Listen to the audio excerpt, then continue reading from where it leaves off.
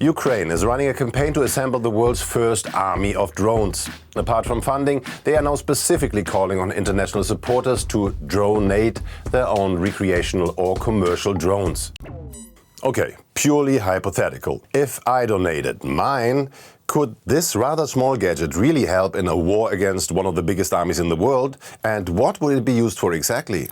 Drones have been a crucial part of Ukraine's resilience against the Russian aggressor. Especially in the early days of the conflict, they helped to delay the first wave of attack and bought Ukraine and its allies some precious time. No wonder Ukraine's military trusts drones to be an effective weapon. But there's one big problem: the army is lacking hardware in all areas. That's why they're asking private supporters for help, with an official funding page called United 24. Meanwhile, Western allies are rather hesitant to deliver heavy weapons because they fear to be drawn into the conflict. Even though asking the public to donate their own off-the-shelf drones might seem a little unorthodox, from a Ukrainian perspective it makes total sense. Given the Russian advantage in numbers, unconventional devices and guerrilla-like tactics are kind of crucial. Let's be clear. Even if modified, off-the-shelf drones cannot replace drones made by the arms industry. These have been used in other military conflicts before, and they are also being used by Ukraine. For example, so-called switchblade kamikaze drones, but also other unmanned combat aerial vehicles they acquired from the US and Turkey. These types of drones are used for both battlefield intelligence and drone strikes. Home-use drones, on the other hand, can't carry much weight, especially not heavy weaponry.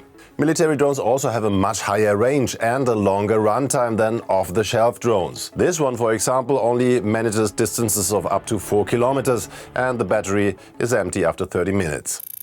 The Ukrainian military uses a lot of the private donations to buy military drones, but commercial drones can become useful assets too. For one, they're comparatively cheap.